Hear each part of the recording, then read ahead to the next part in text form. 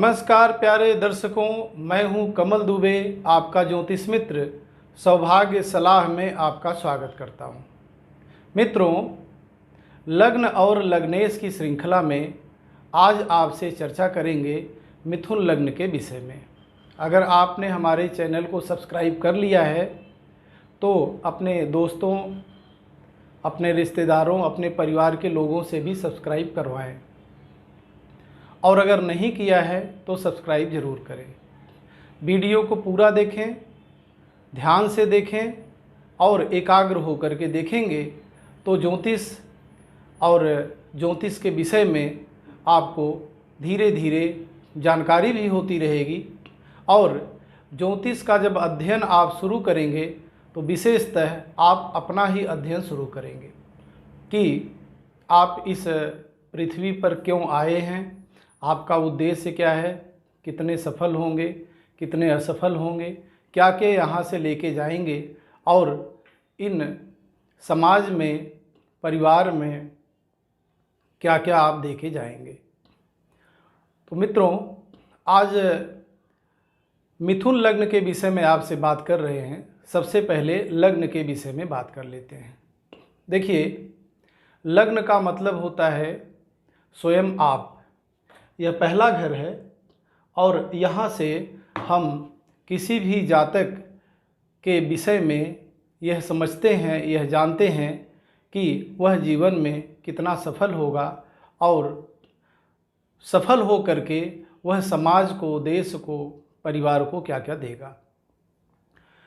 पीछे के वीडियो में भी हमने आपको समझाया है। जो दर्शक नए जुड़े हैं तो उनके लिए भी मैं दोबारा समझा देता हूँ कि लग्न अगर आपका मजबूत है तभी आप इस संसार में कुछ कर पाएंगे। कहने का मतलब है कि जब तक शरीर मजबूत नहीं होगा, जब तक आपका इरादा मजबूत नहीं होगा, तब तक इस संसार में आप कुछ कर नहीं सकते। तो सबसे पहले तो आपको मजबूत होना पड़ेगा। और एक ज्योतिषी कैसे देखता है कि कोई भी व्यक्ति कितना मजबूत है।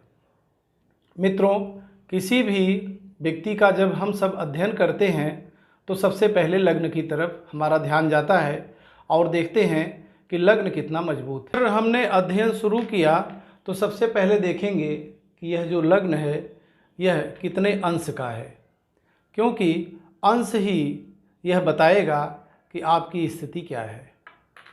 यहाँ से देखिए, यह विषम राशि है, इसलिए 0 से 6 डिग्री का अगर आपका लग्न हुआ तो यह बाल अवस्था का है। 6 से 12 डिग्री का है तो यह कुमार अवस्था है। 12 से 18 डिग्री का है तो वह युवावस्था है। 18 से 24 डिग्री का है तो यह वृद्धावस्था है। और 24 से 30 डिग्री का है तो यह मृतक अवस्था का है। अब यह समझना भी आपको ज़रूरी है कि बाल अवस्था, कुमार अवस्था, युवावस्था, वृद्धावस्था या मृतक अवस्था का मतलब क्या होता है। देखिए, यह आपका स्वभाव है। अगर आपका लग्न बाल अवस्था का हुआ तो जब आप पृथ्वी पर आए हैं तो बालक का स्वभाव लेकर के आए हैं। कहने का मतलब है, बालक में जितनी मैच्योरिटी होती है, बालक में जितनी शक्ति होती है, बालक की जितनी सोच होती है, उस हिसाब से आप आजीवन रहेंगे। कुमार अवस्था में हुआ तो बालक से कुछ अच्छी स्थिति में होती है, क्योंकि इस समय व्यक्ति समझदार हो जाता है और अपने अच्छे बुरे सब विषय में वह जानने लगता है। युवावस्था सबसे अच्छी अवस्था होती है, क्योंकि सबसे अधिक वर्क व्यक्ति इसी टाइम में करता है। वृद्धावस्था हुआ तो बहुत कुछ पाने की आपकी इच्छा होगी नहीं, क्योंकि आप में ऐसा सोच हो जाएगा कि अब तो मुझे इस संसार से लेना लादना क्या है। कहने का मतलब है कि वृद्ध व्यक्ति की जो सोच होती है वह आजीवन आप में सोच बनी रहेगी। और अगर 24 से 30 डिग्री का आपका लग्न हुआ तो यह मृतक अवस्था का है। मृतक व्यक्ति तो कुछ कर नहीं सकता, क्योंकि उसका अपना कोई विजन नहीं है। कोई मरा हुआ व्यक्ति है तो वह दूसरे के सहारे ही, अगर दूसरा कोई आपको समझाएगा अच्छा तो सोचेंगे हाँ यही ठीक है। अगर दूसरा आदमी आ गया, उसने समझा दिया कि यह जो कर रहे हैं वो गलत है, तो आप कहेंगे कि हाँ यही सही कह रहा है। कहने का मतलब है समाज में ऐसे बहुत सारे लोगों को आप देखते होंगे जो कि दूसरे की राय से चलते हैं। तो सफलता ऐसे लोगों को कम ही मिल पाती है, क्योंकि उनकी सोच ही दूसरों के ऊपर डिपेंड होती है। यह तो मैंने लग्न के विषय में बताया।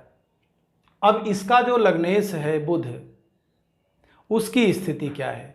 क्योंकि यह तो आप हो गए, आपका शरीर हो गया, लेकिन यह जो शरीर का मालिक है वो क्या करेगा, इसको भी हम लोग अंश से ही मापते हैं। देखिए मित्रों, अगर बुध यहाँ विराजमान हुआ तो यह विषम राशि हो गई। अगर यह बुध यहाँ विराजमान हुआ दूसरे घर में तो यह सम राशि हो गई। विषम राशि के विषय में तो मैंने आपको समझा ही दिया। अब सम राशि के विषय में समझें। विषम राशि से जस्ट उल्टा सम राशि की स्थिति बनती है। 0 से 6 डिग्री मृतक अवस्था, 6 से 12 डिग्री वृद्धावस्था, 12 से 18 डिग्री युवावस्था, 18 से 24 डिग्री कुमार अवस्था और 24 से 30 डिग्री बाल अवस्था। कहने का मतलब है जो पहला मैंने लग्न समझाया है और लग्न का अंश समझाया है, अगर वही लग्नेश अगर विषम राशि में बैठता है तो यह समझ लें कौन कौन सा घर है। यह घर, यह तीसरा घर, 5वां, 7वां, 9वां और 11वां। और अगर यही बुध देव आपकी कुंडली में इस दूसरे घर में, चौथे घर में, छठे घर में, 8वें घर में, 10वें घर में और 12वें घर में, इनमें से किसी घर में बैठते हैं तो यह सम राशि हुआ और इस चार्ट के हिसाब से परिणाम देंगे। अब यह समझते हैं कि बुध देव किस किस वस्तुओं के कारक हैं। अगर बुध देव के लग्न में या लग्नेश कोई बुध देव का जातक है तो बुध देव इस पृथ्वी पर किन वस्तुओं के कारक हैं। देखिए, विद्वता, पांडित्य, सुंदर वाणी, कला में निपुणता, विद्वानों का सत्कार, मामा, वाणी की चतुरता, उपासना, विद्या, तर्क शक्ति, बुद्धि, यज्ञ, वैष्णव भक्ति, सत्यवादिता, विहार व आमोद प्रमोद के स्थान, कला कौशल, बंधु बांधव, युवराज पद, युवराज से संबंध, मित्र, भांजा आदि का विचार हम लोग बुध देव से करते हैं। विशेष करके वाणी का कारक बुध देव है और यह युवराज की भूमिका में रहता है। युवराज का मतलब यह अवस्था कुमार अवस्था, कुमार अवस्था का यह ग्रह है। और ऐसा कोई भी जातक होगा जिसका जन्म का लग्नेश बुध होगा तो वह चाहे बचपन में हो चाहे वह बुढ़ापे में हो, हमेशा उसमें एनर्जी बनी रहेगी। और अगर बुध देव की स्थिति कुंडली में मजबूत बनती है तो मजबूत की स्थिति हमने आपको समझाई दिया। यह अंश से आप देख लीजिए कि बुध देव की स्थिति आपके कुंडली में कैसी है। अगर मजबूत स्थिति होती है तो आप वाणी के जादूगर होंगे, आप बहुत बड़े व्यवसायी होंगे, आप पढ़ने में बहुत अच्छे होंगे, आपका मैथ बहुत अच्छा होगा। अगर आप किसी प्रोजेक्ट में काम करते हैं तो प्रोजेक्ट का जो कैलकुलेशन है उसमें आपकी स्थिति बहुत अच्छी होगी। आप बहुत बड़े कवि हो सकते हैं, आप बहुत बड़े गणितज्ञ हो सकते हैं, आप बहुत बड़े अर्थशास्त्री हो सकते हैं। यह सब स्थिति बुध पैदा कर देते हैं। आप फिल्मी दुनिया में बहुत बड़े एक्टर हो सकते हैं या एक्ट्रेस हो सकती हैं। अगर कोई पुरुष है तो उसमें पुरुष की यह स्थिति आएगी, अगर कोई महिला है तो महिला की स्थिति बनेगी। क्योंकि बुध देव वैसे नपुंसक भी हैं तो दोनों में लगभग समान परिणाम देते हैं। मित्रों, अगर बुध देव शुक्र के साथ विराजमान हो जाएं तो व्यक्ति बहुत बड़ा एक्टर होता है और अपने अभिनय के माध्यम से वह देश दुनिया में विख्यात होता है। यही बुध देव बृहस्पति के साथ विराजमान हो जाएं तो वाणी बहुत नपी तुली होती है। कवि हो सकता है, लेखक हो सकता है, वाणी का जादूगर हो सकता है। ऐसा व्यक्ति जब बोलना शुरू करता है न तो ऐसा लगता है वक्त ठहर गया है। कुछ इस प्रकार की महिमा बुधदेव की है। आप यह भी जानते हैं एक राजा राज के लिए तो पूजनीय होता ही है, शक्तिशाली होता ही है, लेकिन मित्रों कहीं ज़्यादा स्थिति युवराज की बनती है, क्योंकि राजा तो राज्य को चला रहा होता है लेकिन बहुत सारी चीज़ें युवराज देखता है। अब तो राजा रहे नहीं, अगर कोई मंत्री को आप समझते हो, किसी बड़े अधिकारी को आप समझते हो और उनसे आपका संबंध हो, तो अधिकारी उतनी शक्ति हो सकता है न रखे जितना कि उसका बच्चा रखता है। लोग कहते हैं न कि अधिकारी से कुछ काम करवाना हो, नेता से कुछ काम करवाना हो तो उसके लड़के या उसकी पत्नी से अगर संपर्क हो जाए तो हमारा काम आसानी से हो जाएगा। तो यह समझ लीजिए कि राजकुमार की भूमिका में बुधदेव है।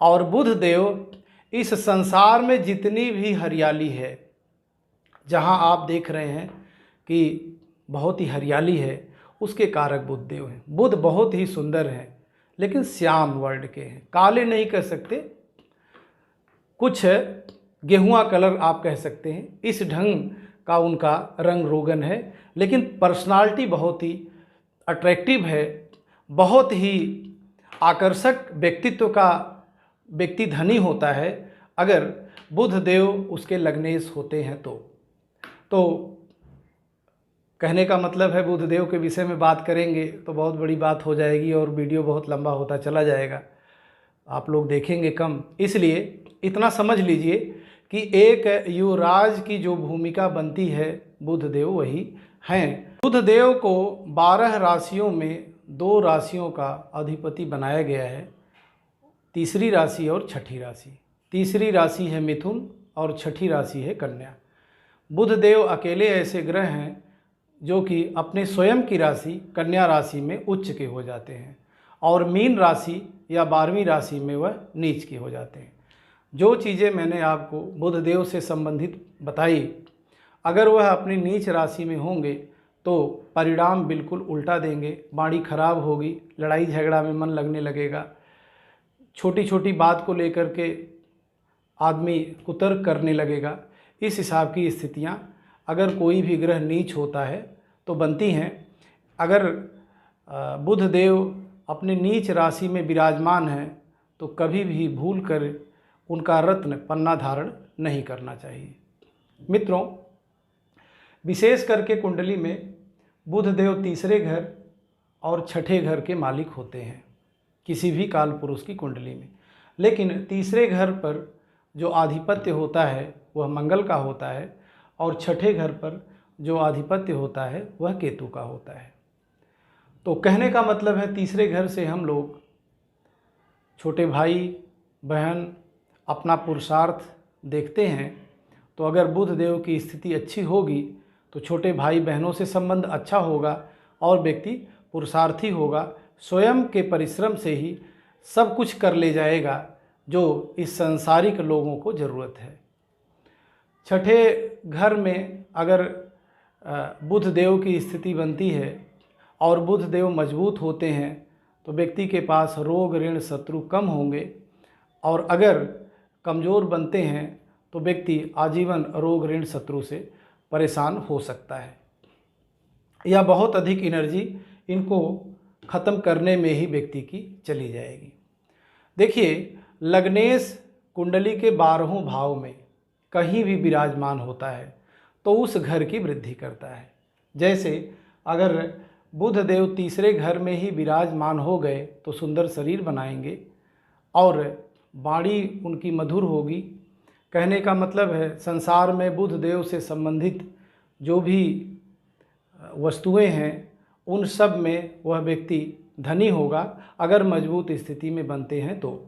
और 7वीं दृष्टि से जब वह 7वें घर को देखेंगे, बुधदेव को सिर्फ एक ही दृष्टि प्राप्त है 7वीं, तो मैंने बताया अगर बुध देव यहाँ विराजमान होते हैं और यहाँ से 7वीं दृष्टि 7वें घर पे अगर वह डालते हैं तो पत्नी, व्यवसाय और पार्टनरशिप तीनों में वह वृद्धि कर देंगे और आदमी व्यवसाय के माध्यम से अधिक धन कमाएगा। अगर पार्टनरशिप करता है तो चाहे वह स्त्री से करे चाहे वह पुरुष से करे। मैंने अभी बताया कि बुध देव नपुंसक कारक हैं, तो स्त्री और पुरुष में समान स्थिति उनकी बनती है।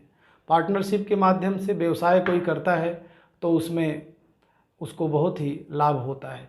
दूसरे घर में बैठते हैं तो व्यक्ति वाणी के माध्यम से इतना धन कमाएगा, चाहे वह कवि हो सकता है, चाहे वह लेखक हो सकता है, बड़ा प्रोफेसर हो सकता है, जिसमें वाणी का प्रयोग अधिक होता हो, के माध्यम से धन दौलत सब कुछ अर्जित करेगा। और वह अगर 7वीं दृष्टि डालेगा इस 8वें घर में तो यहाँ से आध्यात्मिक सुख देखा जाता है, आयु देखा जाता है, तो आयु में वृद्धि कर देगा और वह व्यक्ति आध्यात्मिक भी होगा। कहने का मतलब है दूसरा घर बहुत ही अच्छा रहेगा और व्यक्ति अपने पुरुषार्थ के माध्यम से, वाणी के माध्यम से, अपने कर्म के माध्यम से बहुत अधिक धन अर्जित करेगा। तीसरे घर के वह कारक ही हैं, मैंने बता ही दिया कि अगर बुध देव की स्थिति मजबूत बनती है आपकी कुंडली में तो छोटे भाई बहनों से संबंध अच्छा रहेगा, स्वयं का पराक्रम अच्छा रहेगा, भाग्यवान रहेंगे, क्योंकि 7वीं दृष्टि सीधे 9वें घर पे जाएगी।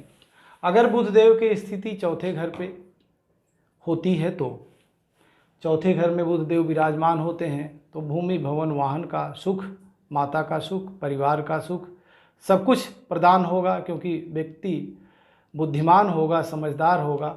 और 7वीं दृष्टि से जब 10वें घर को देखेंगे तो उच्च कोटि का विद्वान, उच्च कोटि का पंडित, उच्च कोटि का ज्योतिषी भी हो सकता है, अगर शुक्र या बृहस्पति की स्थिति उनके साथ कहीं न कहीं बनती है तो। अभिनय में उसकी स्थिति बहुत मजबूत हो सकती है, क्योंकि व्यापार घर को देख रहे हैं तो फिल्मी दुनिया के जो भी एक्टर एक्ट्रेस हैं जिनको आप सफल समझते हैं, वह बुध देव की कृपा उन पे बहुत अधिक है, क्योंकि डायलॉग एक सिस्टमेटिक बोलना यह बुध देव ही सिखाते हैं। और कहीं बृहस्पति उनके साथ हो जाए तो व्यक्ति सिस्टमेटिक नॉलेज रखता है। कहने का मतलब है वो बहुत ही नपा तुला बोलता है, फालतू नहीं बोलता है, जितना बोलता है बहुत अच्छा बोलता है। 5वें घर में स्थिति बनती है, शिक्षा बहुत ऊंची हो जाएगी, बहुत अधिक उसमें विद्वता होगी और संतान का सुख भी उसको मिलेगा। शिक्षा की स्थिति बहुत अच्छी होगी। और ठीक 7वें घर में जब वो 7वीं दृष्टि से जब वह 11वें घर को देखेंगे, आजीवन आय के नए नए स्रोत बनते रहेंगे। छठे घर में बुधदेव विराजमान होते हैं। मैंने बताया किसी भी काल पुरुष की कुंडली में छठे घर के भी जो कारक वह बुधदेव ही हैं। अगर बुधदेव मजबूत होते हैं तो रोग ऋण शत्रु में कमी आएगी, लेकिन विकास व्यक्ति कम कर पाएगा, क्योंकि सारी एनर्जी तो रोग ऋण शत्रु को समाप्त करने में ही लग जाएगी, तो वह विकास कब करेगा। और जब उसकी दृष्टि 7वीं 12वें भाव में जाएगी तो यह खर्च का भाव है। रोग ऋण शत्रु से जूझते हुए व्यक्ति सारा धन खर्च कर देगा, तो यहाँ थोड़ी सी स्थिति कमज़ोर बनेगी। लेकिन अगर 7वें घर में बुधदेव विराजमान होते हैं, समझदार पत्नी मिलेगी, पढ़ी लिखी पत्नी मिलेगी, और सीधे 7वीं दृष्टि जब डालेंगे आपके लग्न पे, आपके शरीर पे, स्वस्थ निरोगी और बुद्धिमान आप होंगे समाज में, और पति पत्नी दोनों ही समाज में पूजनीय होंगे, क्योंकि दोनों ही समझदार होंगे। अगर पत्नी के माध्यम से आप व्यवसाय शुरू करते हैं, पार्टनरशिप करते हैं, तो उसमें अपार सफलता आपको मिलेगी। ऐसे जातक विशेष ध्यान दें कि अगर बुधदेव की स्थिति 7वें घर में बनती है तो पत्नी को आगे रख करके व्यवसाय करेंगे तो उसमें उनको सफलता अच्छी मिलेगी। अगर बुधदेव 8वें घर में विराजमान होते हैं तो आध्यात्मिक सुख देंगे और आयु में वृद्धि देंगे। फिर 7वीं दृष्टि वो दूसरे घर पे डालेंगे तो वाणी के माध्यम से, पराक्रम के माध्यम से वह व्यक्ति बहुत अधिक धन को अर्जित करेगा। अगर बुध देव 11वें घर में 9वें घर में आकर के विराजमान होते हैं तो यह शनि का घर है, क्योंकि यहाँ पे कुंभ राशि आती है 11वीं राशि। ये बुध बहुत अच्छा संबंध रखते हैं शनि देव से, तो व्यक्ति भाग्यवाना हो जाएगा और भाग्य के माध्यम से पिता के पराक्रम का सारा सुख उसको मिलेगा, पिता का सुख मिलेगा। और साथ में बुध देव की स्थिति मजबूत होती है तो 7वीं दृष्टि जब वह अपने ही घर यानी तीसरे घर पे डालेंगे तो पराक्रम परिश्रम के माध्यम से, छोटे भाई बहनों के माध्यम से वह जीवन भर व्यक्ति सुखी रहेगा। और अगर किसी व्यवसाय को छोटे भाई बहनों को लेकर के करता है तो उसमें अच्छा सफल भी होगा। बुध देव 10वें घर में विराजमान होते हैं, वैसे मिथुन लग्न में उनकी नीच की राशि बनती है, लेकिन 10वें घर में बुध देव का रिजल्ट हमेशा ही अच्छा होता है, क्योंकि यह व्यवसाय का घर है और बुध देव व्यवसाय के कारक हैं। तो मित्रों, बुध देव का पूजा पाठ व्यक्ति को आजीवन करते रहना चाहिए। बुध देव का अनुष्ठान हमेशा व्यक्ति को करते रहना चाहिए, क्योंकि यहाँ पे थोड़ी सी वाणी वो कटु बना देंगे। बाकी धन दौलत के मामले में बहुत ही अच्छा है। और जब वह अपनी दृष्टि 7वीं चौथे घर में डालेंगे तो आप ऐसे लोगों का अध्ययन भी करेंगे तो आपको समझ में आएगा, भूमि भवन वाहन माता का सुख इनको भरपूर मिलता है। वही बुधदेव 11वें घर में आकर के विराजमान हो तो 11वां घर ऐसा है कि कोई भी ग्रह आकर के विराजमान होता है तो लगभग बहुत ही अच्छा रिजल्ट करता है। और बुधदेव तो व्यवसाय के कारक हैं, लाभ के कारक हैं, युवराज हैं। तो इस घर में बुधदेव की उपस्थिति अगर मजबूत स्थिति में बनती है तो आय के नए नए स्रोत व्यक्ति को मिलते रहेंगे और व्यक्ति धन दौलत से संपन्न होगा और व्यवसायी हो सकता है, या वह जो भी व्यापार करेगा, जो भी किसी भी नौकरी में होगा, सरकारी हो प्राइवेट हो, हर प्रकार से बुधदेव उसको सपोर्ट करेंगे। और जब यहाँ से 7वीं दृष्टि जाएगी 5वें घर पे तो व्यक्ति शिक्षा के माध्यम से धन कमाएगा और संतान वगैरह की स्थिति बहुत ही अच्छी रहेगी। यही बुधदेव अगर 12वें घर में विराजमान होते हैं तो यह शुक्र की राशि है। वैसे तो बुधदेव शुक्र के साथ भी बहुत अच्छा संबंध रखते हैं, तो खर्च तो व्यक्ति का होगा, लेकिन यह खर्च एक परमार्जित होगा, एक समझदारी का होगा। हो सकता है व्यक्ति भूमि भवन वाहन पे खर्च करे, हो सकता है व्यक्ति रोग ऋण शत्रु पे खर्च करे। कहने का मतलब है शत्रु तो होंगे, लेकिन अगर बुधदेव की स्थिति यहाँ मजबूत बनती है तो शत्रु लास्ट में उससे हार ही जाएंगे, वह कितने भी बड़े शत्रु क्यों न हो, क्योंकि 7वीं दृष्टि सीधे 6ठे घर पे जाता है। यहाँ से रोग ऋण शत्रु इत्यादि को देखा जाता है। तो व्यक्ति खर्च तो करेगा, लेकिन वह शत्रुओं को समाप्त करने में करेगा, और जो उसका खर्च होगा उस खर्च का लास्ट में उसको लाभ होगा। यह समझ लीजिए कि लास्ट में विजय उसी की होने वाली है। मित्रों, इस प्रकार से हमने आपको मिथुन लग्न में अगर बुधदेव की स्थिति अलग अलग घरों में बनती है तो वह किस प्रकार का रिजल्ट देंगे, ये मैंने आपको समझाने का प्रयास किया। मेरी कोशिश रही है कि मैं आपको सरल भाषा में समझाऊं, और मैंने अपनी तरफ से पूरी कोशिश की। मित्रों, कभी ऐसा भी होता है समय कम होता है और लगातार बोलना पड़ता है, तो उसमें शब्द भी कुछ इधर उधर हो जाते हैं। तो शब्द पे बहुत अगर कुछ गलती हुई हो तो ज़्यादा ध्यान न दे करके भाव और भावना को समझें। मैंने जो समझाया है इस हिसाब से आप अपने कुंडली को खोल करके देखें। हाँ, अगर बुधदेव कमज़ोर होते हैं तो आप चिंता न करें, बुधदेव के आराध्य गणेश भगवान की आराधना करें। धीरे धीरे समय लगेगा, लेकिन धीरे धीरे आपकी स्थिति मजबूत होती चली जाएगी। आपका बहुत बहुत धन्यवाद वीडियो देखने के लिए, और परमात्मा की कृपा आप पर हमेशा बनी रहे।